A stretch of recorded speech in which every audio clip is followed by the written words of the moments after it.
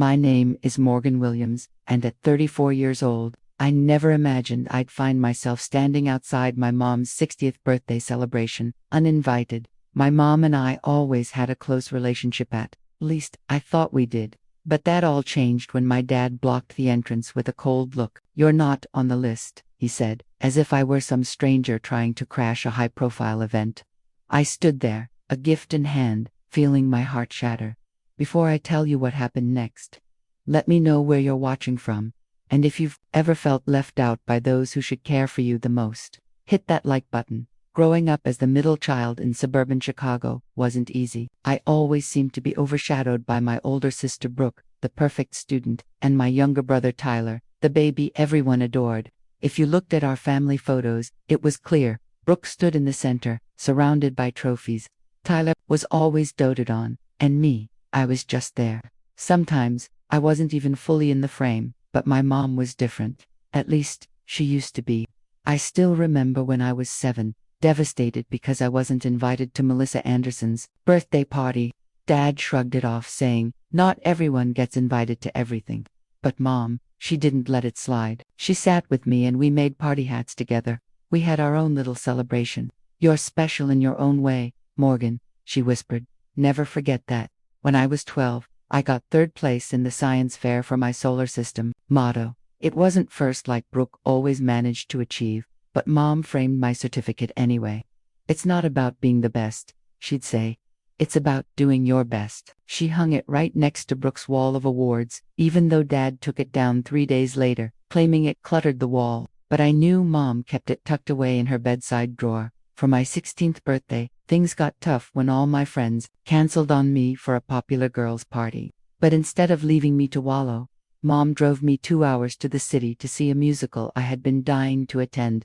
We dressed up, had dinner, and she treated me like I was the most important person in the world. "Sometimes, it's not about the quantity of relationships, but the quality," she assured me. I held on to those moments. They were my anchors, proof that someone in my family truly saw me. But things began to change when I left for college. Unlike Brooke, who stayed close to home at Northwestern, I ventured all the way to Boston University. "Why so far?" Dad complained. "Are we not good enough for you?" That distance, first physical, then emotional, grew over time. After college, I surprised everyone, even myself, by thriving in the tech industry. While Brooke followed Dad into the family insurance business, and Tyler drifted between bar jobs, I climbed the corporate ladder. By 34, I was the director of operations at Vertex Technologies, managing over 200 employees and a budget that made Dad's insurance agency look like a lemonade stand. But success created a rift. During holidays, conversations became uncomfortable. "So, you're still at that computer company?" Dad would ask, though I had sent holiday gift baskets from Vertex for the past 5 years. And then the inevitable follow-up. "When are you going to settle down and give Mom grandchildren?" Even though Brooke and her boyfriend Jesse hadn't had children either, the tension with Brooke was the hardest. 3 Thanksgivings ago, after too much wine, she cornered me in the kitchen. "You think you're so special with your fancy Boston life," she hissed, cutting into the pumpkin pie aggressively. "You have no idea what it's like here. Dealing with Mom and Dad every day while you just send occasional gifts and think that makes you family." "I call every week," I argued, trying to defend myself. "I invite you all to visit," she shot back. "Everything's a competition with you, Morgan. Always has been." The irony of that statement coming from Brooke, who had collected accolades her whole life while I clapped from the sidelines, was staggering. "That's not fair," I said, my voice trembling. "I've worked hard for what I have, and we haven't." Her eyes narrowed. "You think you're better than us because you escaped. Mom doesn't brag about your job. She doesn't even understand what you do. At least I'm here, being a real daughter." Those words cut deeper than she knew. After that Thanksgiving, Mom's weekly calls turned into monthly ones, and then into sporadic, disjointed conversations. The woman who once kept my science fair certificate close now struggled to remember the basics of my life. Tyler, as usual, followed Brooke's lead. My playful texts with him turned into one-word replies, and the last time I visited, he spent the entire weekend glued to his phone, barely acknowledging my presence. As for Dad, he was never really my biggest fan, but his disapproval had grown colder and more biting. Your mother worries about you, he said during our increasingly rare conversations. All alone in that city, working too much. It's not natural for a woman your age. I tried to explain that I wasn't alone, that I had friends and colleagues and a life I had built for myself. But to them, success without their idea of family wasn't success at all. It was just failure dressed in a fancy office and designer clothes. What hurt the most, though, was Mom's gradual withdrawal. The woman who once drove 2 hours just to take me to a musical now couldn't seem to spare 5 minutes to talk without Brooke hovering in the background. Brooke says, "You're too busy for us now," she mentioned once, her voice small. Is that true, Morgan? No matter how I answered, the narrative had already been written. I was the daughter who left, the one who chose her career over family, the villain in a story I never agreed to star in. The breaking point came last Thanksgiving, after another pointed remark from Brooke about my empty life. I snapped. "At least I built my life myself," I said, setting down my fork. "I didn't just slide into Dad's business and pretend that makes me special." The table went silent. Mom looked stricken. Dad's face turned pale. "I think you should leave," Brooke said quietly, her words like a victory lap. So I did. I packed my bag, called a car, and flew back to Boston that night. No one called to apologize. In fact, no one called at all. 3 months later, I saw a Facebook post about Mom's 60th birthday, not from her pages. She barely used social media, but from Brooke's. It was a grand celebration, a huge party with all the extended family invited, everyone except me, apparently. I stumbled upon the post while I was scrolling through Facebook one late night at the office. Brooke had created an event page, and the guest list included relatives I hadn't seen in years, childhood neighbors, even Mom's old college roommate from Florida. My name was nowhere to be found.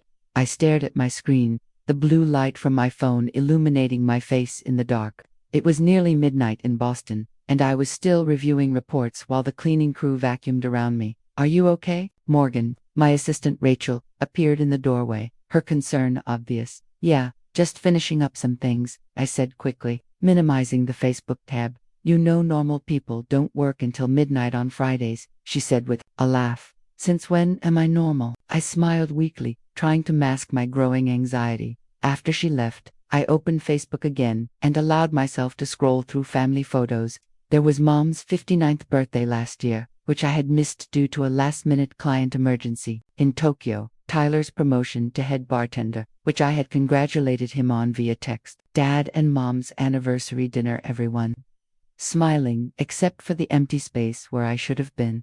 I picked up the phone and called Mom directly. It was late, but she was always a night owl. "Hi Morgan," she said, sounding surprised. "Is everything okay?" "That's what I wanted to ask you," I replied, swallowing hard. "I saw about your birthday party on Facebook."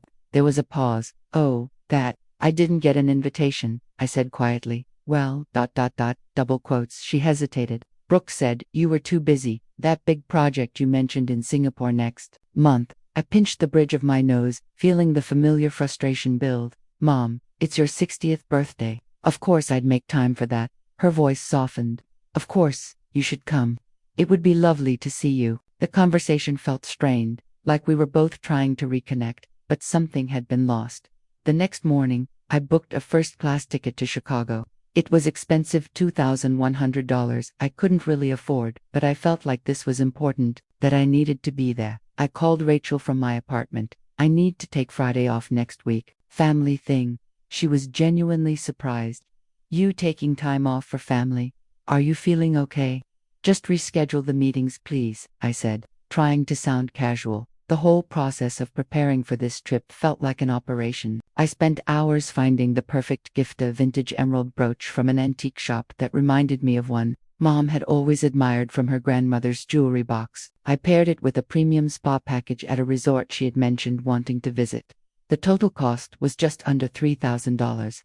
A bit extravagant, maybe, but I wanted to show them I still cared, even if they hadn't shown me the same shopping for. An outfit felt like a strategic decision. I finally settled on a sapphire blue dress, conservative enough for Dad's approval, but stylish enough to show I was doing well. Not that I needed their validation, I told myself, but even I wasn't entirely convinced. The night before my flight, I practiced conversations in my bathroom mirror, So great to see everyone. Smile. Not too eager. Don't brag. The company, things are going well, but enough about work. Brooke, I'm sorry for what I said last Thanksgiving. I rehearsed these lines like preparing for the most important business presentation of my life. The morning of my flight, I received a text from Brooke. Heard you're coming. Just don't make this weekend about you. I stared at those words for a long time, processing them in silence. Eventually, I typed back, looking forward to celebrating Mom. Then, I put the phone down. The flight to Chicago gave me 3 hours to alternate between hoping and worrying. I flipped through work documents without actually absorbing any of it, and then practiced deep breathing techniques my therapist had recommended. Your family triggers old patterns, Dr. Levine had said during one of our sessions. Remember, you're going back as the adult you are now, not the child you once were. Easier said than done, especially when childhood dynamics still had such a powerful pull. When I checked into the hotel, I opted to stay at a Western downtown, rather than my parents' house in the suburbs. Staying at their home, especially in my old bedroom decorated with high school debate team pennants, felt unbearable. I needed neutral ground, a place to retreat if things went south. That evening, I ordered room service and laid out my outfit for tomorrow: my sapphire blue dress, silver heels that weren't too high, and simple pearl earrings that Mom had given me for college graduation. Everything was calculated to send the right message: successful, but not showy; professional, but still feminine; independent, but still their daughter. I barely slept that night. By morning, I had convinced myself this trip would either heal everything or finally break what little connection I had left with my family. There would be no middle ground. I applied my makeup with trembling hands, curled my hair, and practiced one last smile in the mirror. "Happy birthday, Mom," I whispered to my reflection. "I hope you're glad to see me." The venue was a renovated boathouse overlooking Lake Michigan. Exactly the kind of place Mom would love: elegant, but unpretentious, with natural wood beams and floor-to-ceiling windows that captured the sunlight dancing across the water. As I pulled into the parking lot, I recognized the cars: Uncle Robert's vintage Corvette, Aunt Diana's practical Subaru, even my cousin Stephen's motorcycle, all the familiar vehicles that reminded me of childhood. I approached the entrance, gift in hand, trying to steady my nerves. That's when I spotted my father's college friend, Thomas, smoking outside. "Morgan." He raised his eyebrows in surprise. "My goodness, is that you? It's been years." "Hi, Mr. Polson," I smiled, slipping back into the childhood formality. "Good to see you. You look just like your mother did at your age," he said, giving me a side hug that felt stiff but polite. "She'll be thrilled you made it. She was just saying she wished all her children could be here today." His words hit me unexpectedly. Why would Mom say that if she knew I was coming? Before I could ask him about it, my cousin Eliza came out of the building. "Morgan." Her surprise seemed genuine as she hugged me. "I had no idea you were coming. Brooke said you couldn't make it because of some big work thing." "I rearranged some meetings," I said, carefully, my unease growing. "It's Mom's 60th. I wouldn't miss it." Eliza's expression shifted. "Right, well, everyone's inside. Mom looks beautiful."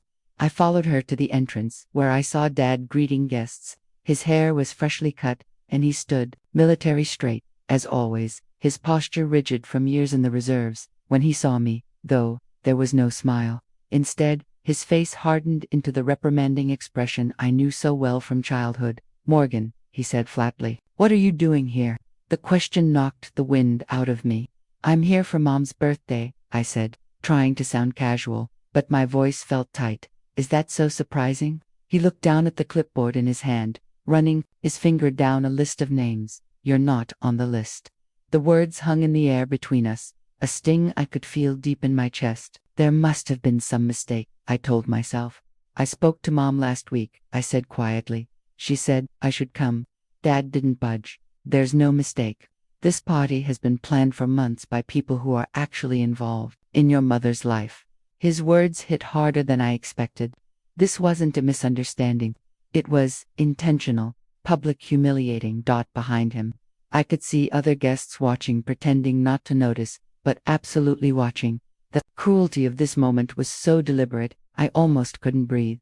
"Dad," I said, my voice barely above a whisper, "please don't do this. I flew in just to wish Mom a happy birthday." "You should have called first," he said, his voice cold. This is a private party for people who actually make time for family. Before I could say anything else, Brooke appeared at Dad's side, her boyfriend, Jesse, trailing behind her. She wore a pink dress, nearly identical to one Mom owned, her hair styled in Mom's preferred soft waves. The visual was unmistakable. Brooke was the true daughter, the one who had earned all the love and affection Mom had to offer. "Is there a problem?" Brooke asked sweetly, though her eyes gleamed with satisfaction. "Morgan's not on the guest list," Dad repeated. Brooke's false concern was almost comical. "That's awkward," she said, then added with a slight grin, "I thought we discussed this, Morgan. After what happened at Thanksgiving, we didn't think it was a good idea for you to come." "We didn't discuss anything," I replied, fighting to keep my composure. "I spoke to Mom directly. She invited me." Brooke shrugged. "You know how she hates confrontation," she said, as if she were trying to diffuse the situation. I ignored her, scanning the room inside for my mother. "Where is she? I'd like to speak with her myself." "She's busy with her actual guests," Dad said, his tone dismissive. "I'm not going to let you upset her on her birthday." I stood there, gift still in hand, as I overheard an older woman whispering to another, "Is that Morgan? I thought she wasn't speaking to the family anymore." "That's her," another voice said, "Cousin Stephen's wife." "Maybe?" Brooke leaned in and whispered loudly enough for me to hear. "She called Mom an unsupportive mother at Thanksgiving. Can you imagine?" Then she laughed, almost cruelly. Did she really think she was welcome after what she said? In that moment, everything became crystal clear.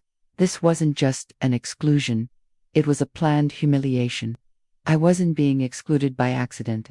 This had been anticipated. They were punishing me, not just leaving me out. I took a deep breath, steadying myself. I wouldn't cry here. I wouldn't give them that satisfaction. "I understand," I said, surprising myself with how calm I sounded. "Please give this to Mom. It's her birthday gift." I handed the beautifully wrapped package to my father, who took it automatically. "Tell her I love her and hope she has a wonderful birthday." I continued, maintaining eye contact with him. "That's all I came to say." Without waiting for a response, I turned and walked away, my pace deliberate but controlled. I didn't let myself hurry, though every instinct screamed at me to run from this humiliation. Behind me, I heard Brooke's laughter, followed by Dad's deeper voice, but I didn't look back. I made it all the way to my rental car before my hands started shaking so badly I couldn't get the key into the ignition. The carefully applied mascara was starting to streak down my face. I gripped the steering wheel tightly, focusing on my breathing. In, 2, 3, 4, out, 2, 3, 4. I whispered to myself. I wouldn't break down in this parking lot. I would drive back to the hotel, pack my things, change my flights, and be back in Boston by tomorrow. This chapter would be closed forever. No more attempts at reconciliation. No more holiday phone calls. No more pretending we were a family instead of strangers who once lived in the same house. I was just about to start the car when a knock on my window made me jump. Jesse, Brooke's boyfriend, stood outside my car, signaling for me to roll down the window. His expression was a mix of concern and apology. For a moment, I considered ignoring him and just driving away, but curiosity got the better of me, and I slowly rolled the window down. "Morgan," he said, then cleared his throat. "Ms. Williams, I mean." "Just Morgan is fine," I replied automatically, then frowned. "Wait, how do you know to call me Ms. Williams?" Jesse shifted uncomfortably, glancing back at the venue before meeting my eyes again. "Because I work at Vertex Technologies in Boston. I'm in the software engineering department, 3rd floor." My mind raced, trying to place him. Jesse Lawson. "I joined about 8 months ago," he added. "I transferred from the Chicago office to be closer to Brooke on weekends. I recognized you immediately when I saw you today." The universe really did have a twisted sense of humor. Of all the tech companies in Boston, my sister's boyfriend worked at mine. How had I not connected the dots about a new engineer in the company? "Does Brooke know you work for me?" I asked, trying to keep my voice steady. "Not exactly," he admitted, his discomfort growing. "She knows I work at Vertex, but I never told her you were, well, essentially my boss." He gave a small, awkward laugh. I stared at him, processing what he had just said. The organizational chart at Vertex meant that even though Jesse didn't report directly to me, I was still in his upward management chain. This was complicated. May I sit down? He asked, gesturing to the passenger seat. I feel like I owe you an explanation. I hesitated. I should have said no, but something in his eyes made me unlock the door. He slid into the seat next to me, making the small rental car feel even smaller with his tall frame. I should have said something in there, he began. That wasn't right what they did. I looked over at him, the frustration boiling up again. Why didn't you? Complicated family dynamics, he sighed, running his hand through his hair. I've only been dating Brooke for about a year, so I'm still trying to navigate everything. Well, now you've seen the Williams family at its finest, I said bitterly, my sarcasm not hiding the sting of what had just happened. That's actually why I followed you out here, Jesse said, his voice serious now. What happened in there wasn't spontaneous. It was discussed in advance. My stomach tightened. What do you mean?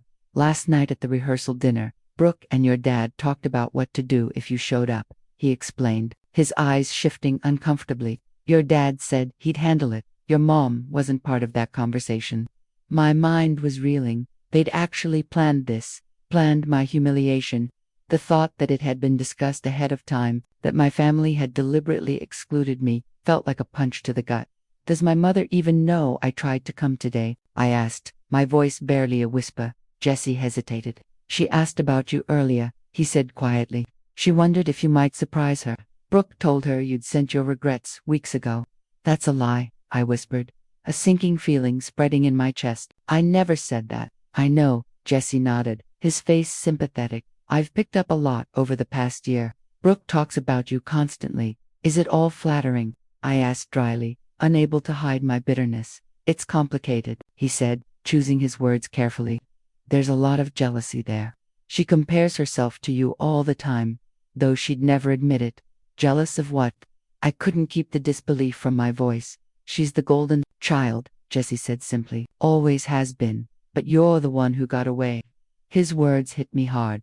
My whole life, I had been the one left behind, watching Brooke take the spotlight. But to hear that she was jealous of Mitha, she resented me in ways I couldn't fully explain.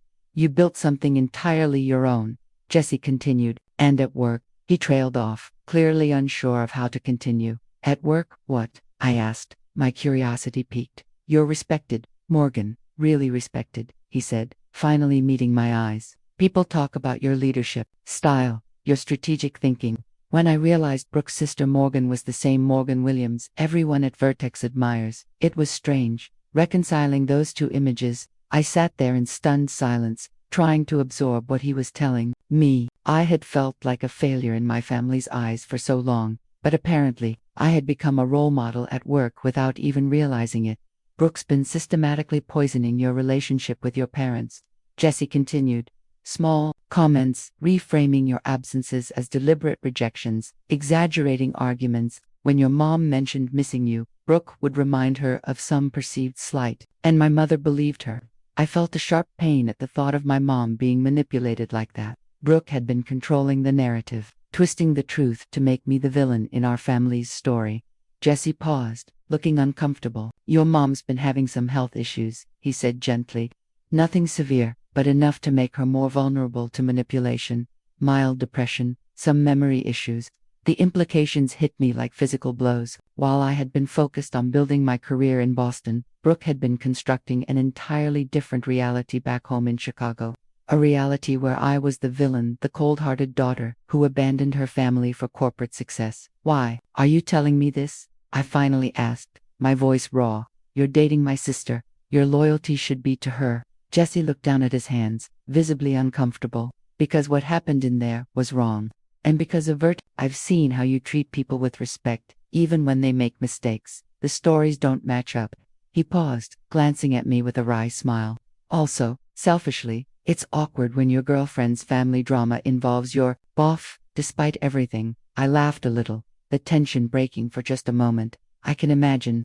Jesse shifted slightly in his seat. So, what are you going to do? He asked, his voice soft but serious. I stared out at the glittering surface of Lake Michigan, taking in the peacefulness of the scene. It felt so out of place with everything that had just happened. The easy thing would be to drive away, return to Boston, and sever these painful ties once and for all. Professionally, I knew that sometimes cutting your losses was the right choice. But on some level, I still remembered the mom who made me paper party hats when I was 7. I couldn't just leave things this way. I think, I said slowly, feeling the weight of my decision, that it's time everyone heard the truth, including my mom. Jesse nodded, looking relieved but nervous at the same time. I'll support whatever you decide to do, he said. Just remember, I have to see these people at holidays. I smiled faintly. Don't worry. I've learned a thing or two about handling difficult personalities in the corporate world.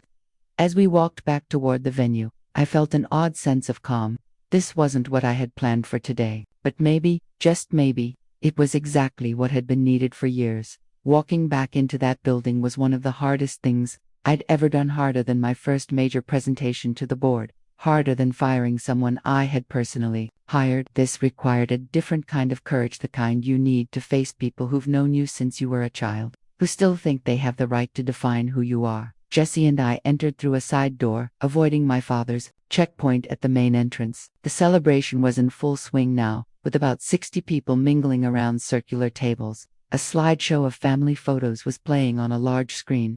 I noticed how I was nearly absent from the curated selection. Mom was sitting at the center of a table, looking beautiful in a lavender dress that complemented her silver hair. She was laughing at something Uncle Robert was saying. Completely unaware of the drama unfolding just outside, Brooke spotted us first. Her eyes widened, and she quickly darted between Jesse and me. Understanding slowly creeping into her expression, she immediately started making her way across the room. But it was too late.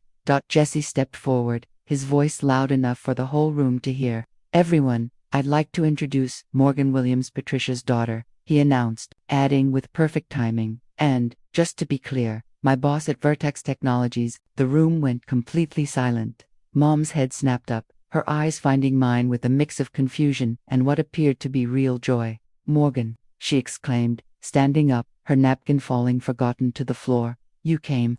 I opened my mouth to speak, but before I could say anything, Brooke reached us, her face flushed with anger. Jesse, what are you doing? She hissed. The right thing, he replied simply, not backing down. Dad appeared next, his expression thunderous. As he made his way over, I thought I made myself clear at the door, he said, his voice tight with frustration. You did, I replied, my tone level. But it seems there's been some confusion about my relationship with this family that needs clearing up.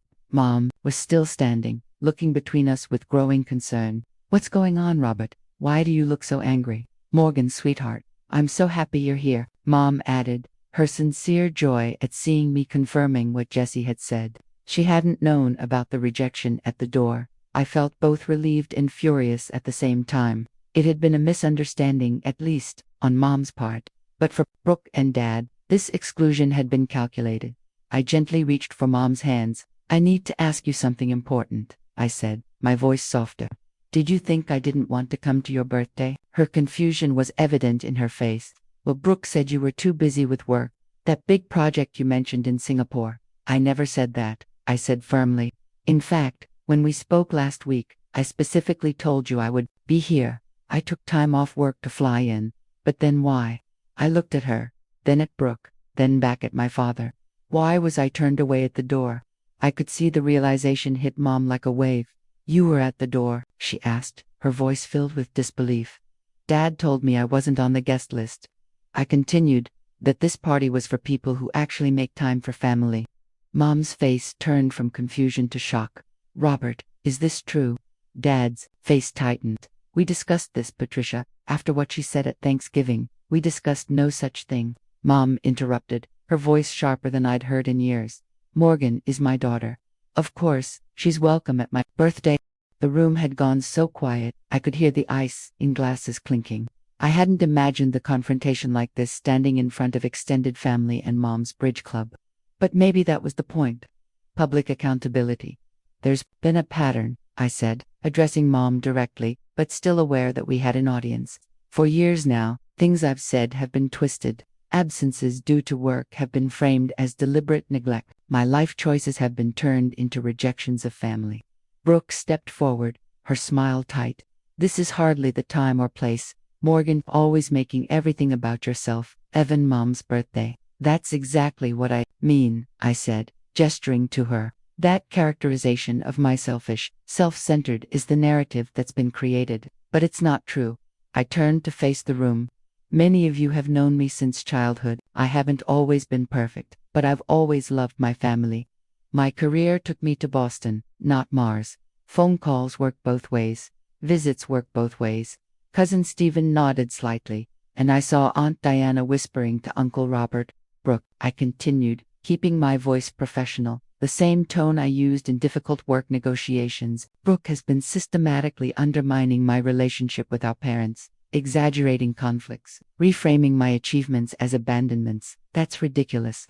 Brooke scoffed, but I could see her eyes dart nervously around the room, as if searching for some escape from this conversation. Is it? I asked. What did Brooke tell you about me before you met me today? Brooke's face turned pale. She looked caught off guard. Jessie glanced between us, then spoke up. That you were cold, career-obsessed, that you'd called your mother unsupportive, and that the family was holding you back. I never said those things, I countered, my voice firm. It was implied. Brooke insisted. No, it wasn't, I replied. At Thanksgiving, after you accused me of thinking I was better than everyone, I defended myself. I said I built my career, myself. That's not an attack on the family. It's a statement of fact. Mom looked devastated. Is this true, Brooke? She asked, her voice cracking. Brooke seemed to crack under the pressure, the mask of composure finally slipping. You don't understand, she said, her voice breaking. She left. She got to leave and become Miss Big Shot executive, while I stayed here taking care of everything, being the good daughter. And what thanks do I get? You still light up more when she calls than when I'm right in front of you. Her raw pain echoed in the room, and for a moment I felt a flash of empathy for her. We'd both been trapped in roles assigned to us as children, me, the rebel who left, and Brooke, the achiever who stayed behind. Mom's voice softened. Brooke, she said gently, I've never compared you to. I love you both differently, because you're different people. Then Brooke turned on her, a demand in her voice. Then why do you keep her science fair certificate in your drawer? Mom's expression faltered. What do you mean? That certificate, Brooke spat. 3rd place, from 15 years ago. And you still have it. I stood frozen, stunned. That certificate had become a symbol of favoritism in Brooke's eyes. But for me, it was proof of the love Mom had given me, even in the small moments. Dad, who had been uncharacteristically silent during this exchange, finally spoke. I think we should continue this discussion privately. No, Mom said firmly. I'm tired of secrets and misunderstandings in this family. She turned to the guests, her face determined. I apologize for the drama, she said. Everyone, please enjoy the food and music. My family and I need a moment. She motioned toward a small side room, and Dad, Brooke, Jessie, and I followed her. As the door closed behind us, I could hear whispers breaking out among the guests. Inside, the private room, Mom took charge in a way I hadn't seen in years. Sit down, all of you, she said firmly, gesturing to the chairs. We complied, like children being scolded. Robert, Mom addressed my father first, her voice sharp. Did you turn our daughter away at the door of my birthday party? Dad shifted uncomfortably in his seat, clearly not used to being confronted. By Mom. I was protecting you, he said, his tone defensive. After what she said about the family, what exactly did she say? Mom pressed, her voice unwavering. In her own words, not Brooke's interpretation. Dad looked genuinely confused, that we were holding her back, that she had to build her life herself because we never supported her. That's not what I said, I interjected quietly. I said I built my career myself, which is true. It wasn't an attack, it was a statement of fact. Mom's eyes flickered between me and Dad. Her expression softened, but there was still tension in the air. Brooke, she said, turning to my sister, have you been deliberately keeping Morgan and me apart? Brooke's defiance seemed to crumble under the weight of our mother's questioning. She looked down at her hands, clearly struggling to maintain her composure. She started, her voice faltering. I was tired of being taken for granted. Morgan gets to swoop in for holidays, and everyone makes a big fuss. Then she disappears again while I'm here every day, driving you to doctor's appointments, helping with the house. Doctor's appointments, I interrupted, confused. Mom, what doctor's appointments? Mom sighed, looking at me with a mix of guilt and frustration. I've been having some issues with mild depression and memory loss. Nothing severe, but it's been challenging. Brooke has been helping, managing my social calendar, my medications. I stared at her, shocked. I had no idea. You never told me, I said, my voice laced with hurt. Why didn't you tell me? I didn't want to stress you out with everything, especially with your demanding job, Mom said softly. Brooke suggested it might be too much for you to handle. I felt the sting of those words, realizing how much had been hidden from me by both Brooke and Mom. All this time, I had been focused on my career, trying to bridge the gap between us, and yet, there had been so much I hadn't known. Jesse, who had been silently observing, finally spoke up. I should have said something sooner, he said, his voice gentle. I've witnessed some of these conversations where things Morgan supposedly said were exaggerated. Brooke's eyes narrowed at him, but Jessie didn't back down. You're taking her side, Brooke demanded, her voice full of accusation. It's not about sides, Brooke, Jessie said calmly. It's about the truth. His words hung in the air, and for a moment, the room was silent. Brooke seemed to shrink back under the weight of everything that had been revealed. I turned to Mom. Do you know what this has been like for me? To feel like the villain in a story I never agreed to star in? Mom's expression softened, and she reached out to take my hand. I do now, Morgan. I had no idea how much I've been influenced by everything Brooke said. I swallowed hard, trying to keep my emotions in check. I understand that you've been dealing with a lot, but I need you to promise me something. From now on, I need you to tell me things directly. Not through Brooke, not through Dad. I need to know what's really going on, especially when it comes to your health. I promise, Mom said, her voice steady now.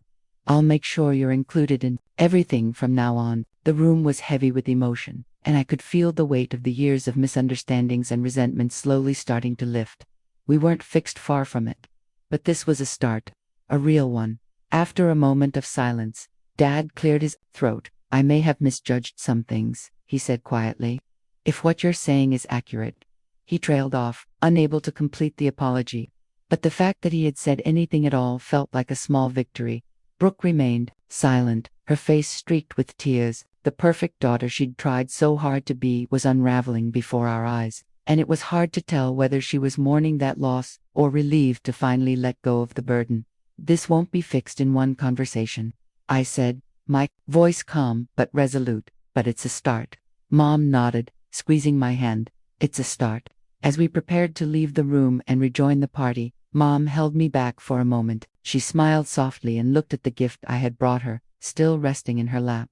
Your gift, she said quietly, the emerald brooch. How did you know? I smiled, my heart lighter than it had been in years. You showed me your grandmother's jewelry box when I was 10. You pointed to a similar one that was lost during the move. You said it was your favorite. Mom's eyes filled with tears. You remembered that.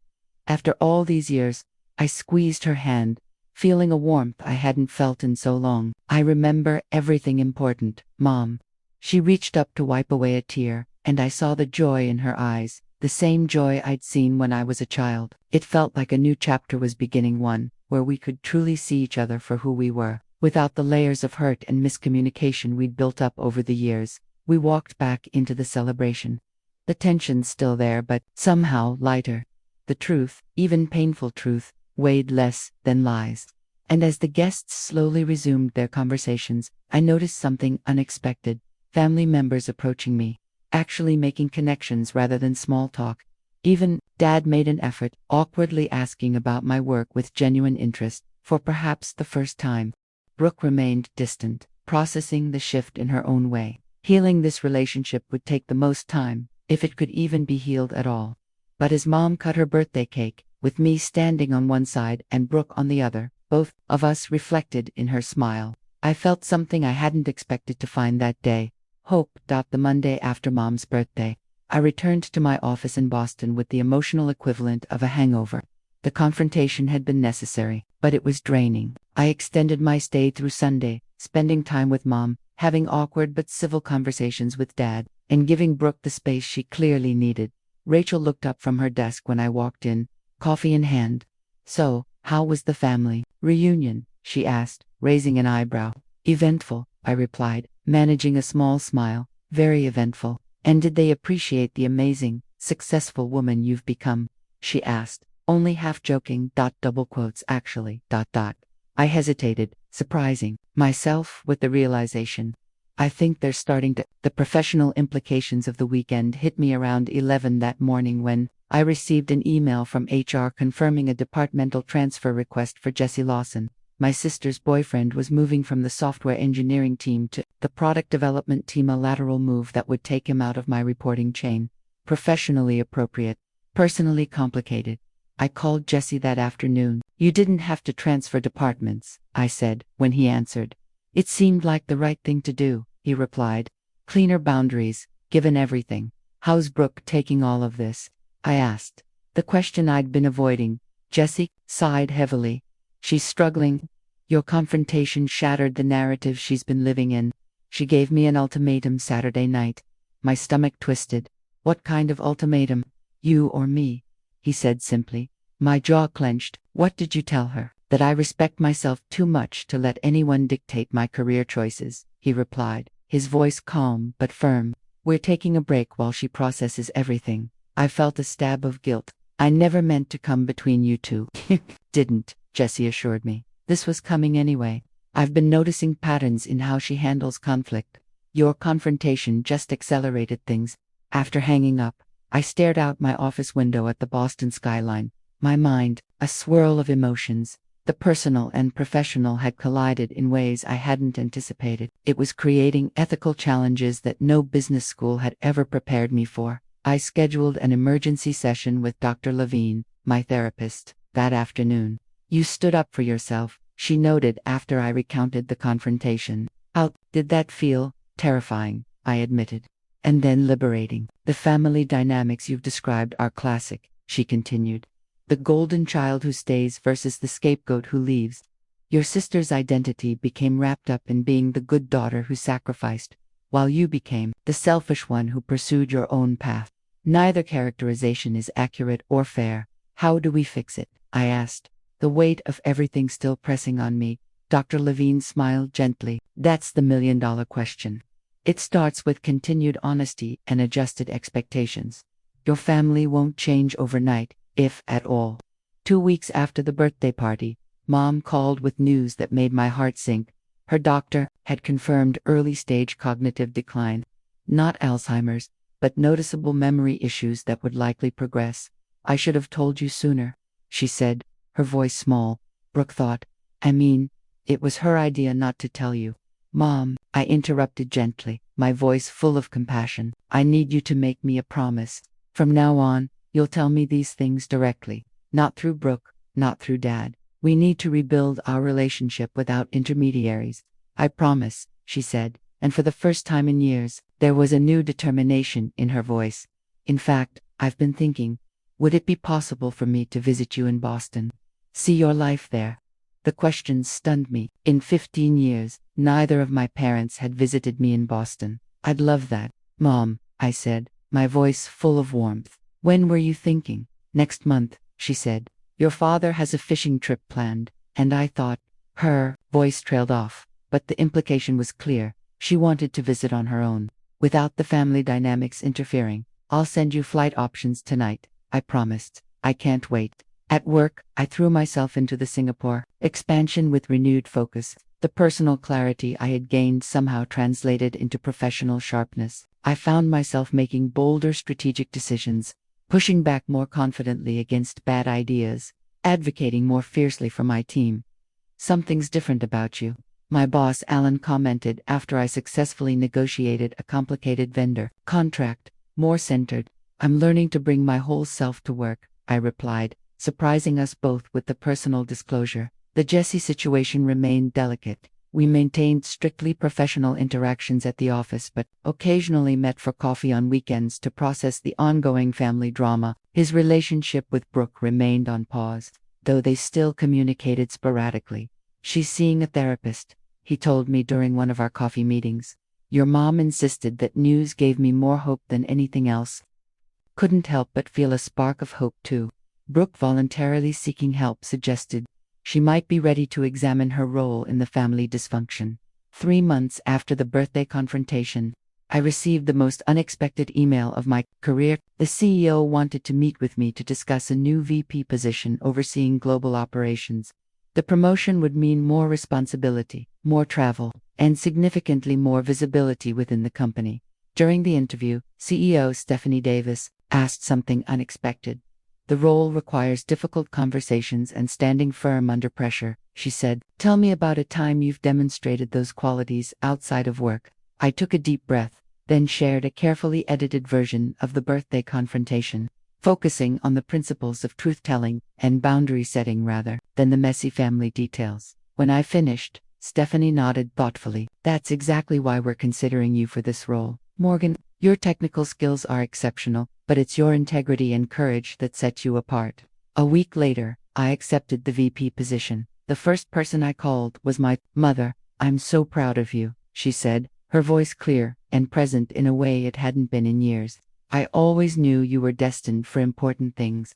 Even when I was getting third place in science fairs, I teased gently. Especially then, she replied. Because you did it your way, not anyone else's. As I hung up, I realized something profound had shifted. For the first time in my adult life, I felt both professionally successful and personally authentic with my family. The walls between those worlds were finally beginning to dissolve. 3 months after the birthday confrontation, my mother stepped off the plane at Logan Airport, her first visit to my Boston life. I waited nervously at the gate, feeling more like I was picking up a first date than my own mother. Morgan, she called, waving enthusiastically when she spotted me. She looked smaller, somehow, more fragile than I remembered, but her eyes were bright and clear. Welcome to Boston, Mom, I said, embracing her tightly. I can't believe you're finally here. The week that followed was nothing short of transformative. I took 3 days off work, an unprecedented act, had Rachel checking to see if I had a fever on, showed Mom every aspect of my life here, my apartment with its view of the Charles River, my favorite coffee shop, where the baristas knew my order by heart, the hidden garden in the public library, where I read during lunch breaks. It's beautiful, she said as we walked along. The waterfront, your life here, I can see why you love it. On her third day, I brought her to the Vertex offices, watching my mother interact with my colleagues, seeing her obvious pride as people spoke highly of my work healed something deep within me. This wasn't the strange family narrative of Morgan, the absent daughter. Instead, it was Morgan, the respected leader. Jesse greeted us professionally, maintaining the appropriate boundaries we'd established, but I noticed the warm way he spoke to my mother, the genuine respect in his interaction. Whatever happened with him and Brooke, Jesse had become an unexpected ally in my family's healing process. When Mom returned to Chicago, something fundamental had changed. Our weekly calls resumed, but now they were more authentic, filled with real conversations rather than just checking in. She began sending me small packages, books she thought I'd enjoy, scarves that matched my Easterkins that said, I see you. Even Dad made efforts, in his own awkward way. He started emailing articles about the tech industry with comments like, thought you might find this relevant, small steps, but meaningful ones. The situation with Brooke remained the most complex. For 2 months after the confrontation, we didn't speak directly. Then, unexpectedly, she called one evening while I was preparing for a presentation. I've been doing a lot of thinking, she said, no preamble, and a lot of therapy. That's good, I replied cautiously. I'm not ready to talk about everything, she continued. But I wanted to say that I understand now that I was wrong about some things. The way I portrayed you to Mom and Dad wasn't fair. It wasn't quite an apology, but for Brooke, it was significant. Thank you for telling me that, I said, my voice steady. Jesse says you've been very professional about everything, she added. He respects you a lot. I offered a faint smile. Whatever happens between you two, I think he cares about you. We're working through things, she said vaguely. Anyway, I should go, but I wanted you to know, I'm trying. My promotion to VP brought new challenges and opportunities. The role required more travel, including regular trips to Singapore for our expansion there. Ironically, this increased my visits to Chicago, as O'Hare became my frequent layover between international flights. During these layovers, I began scheduling brief visits with my parents, sometimes just dinner at the airport with Mom, sometimes an overnight stay that included Dad. Gradually, these short, frequent connections built something more authentic than our previous pattern of tense holiday gatherings. My mother's health, stabilized with proper treatment for her depression and cognitive issues. I later learned the doctors say reducing stress has helped enormously, she told me during one visit. All that family tension was literally making me sick. 6 months after the birthday confrontation, I hosted Thanksgiving in my Boston apartment. It was a deliberate reclaiming of the holiday that had been the breaking point the previous year. Mom and Dad accepted the invitation immediately. Tyler came, bringing his new girlfriend. Brooke declined but sent a surprisingly thoughtful gift basket. As we gathered around my dining table, expanded with a rented table to accommodate everyone, I realized this was the first family gathering that felt genuine, rather than performative. We weren't playing the roles assigned to us as children anymore. We were adults, choosing to connect. Before we ate, Mom raised her glass. I want to thank Morgan for bringing us together, not just physically in this beautiful home, but emotionally. Your courage to speak truth has changed our family. Dad nodded, uncharacteristically emotional. I've been doing a lot of thinking about the kind of father I've been, the kind I want to be going forward. I'm proud of you, Morgan.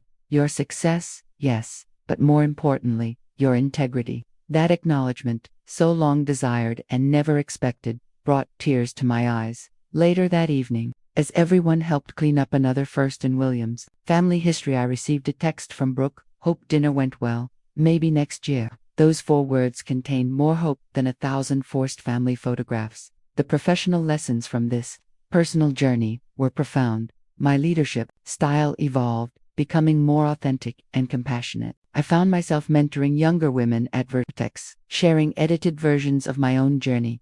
Your worth isn't determined by your family's approval or your professional achievements, I told one particularly promising analyst struggling with parental expectations. It comes from living authentically and treating others with dignity. In my next performance review, CEO Stephanie noted, "You've always been excellent at the technical aspects of leadership. Now, you're bringing heart to it as well. That combination is rare and valuable." The birthday confrontation I'd feared would destroy my family had, instead, begun its transformation, not into some perfect Hallmark movie unit. We were still messy, still learning, still occasionally falling into old patterns. But we were doing it consciously now, with the courage to call out unhealthy dynamics and the compassion to forgive them. My mother's words during her Boston visit stayed with me. Sometimes being excluded from where you don't truly belong leads you to find where you do. She'd been talking about my career path, but it applied equally to relationships. The painful rejection at her birthday party had ultimately opened the door to more authentic connection. The emerald brooch I had given Mom became her favorite piece of jewelry, worn to every important family occasion, a small symbol of being seen and remembered. Davin from a distance. This spring, we're planning our first family therapy session, Mom, Dad, Brooke, Tyler, and me. Not because we're in crisis, but because we're committed to continuing the healing. It's scheduled for next month in Chicago. I've already booked my flight. Family relationships aren't fixed points, but ongoing journeys. The work of maintaining them never really ends. But I've learned that healthy boundaries aren't walls that separate us from family. They're clear markers that allow us to safely connect as our authentic selves.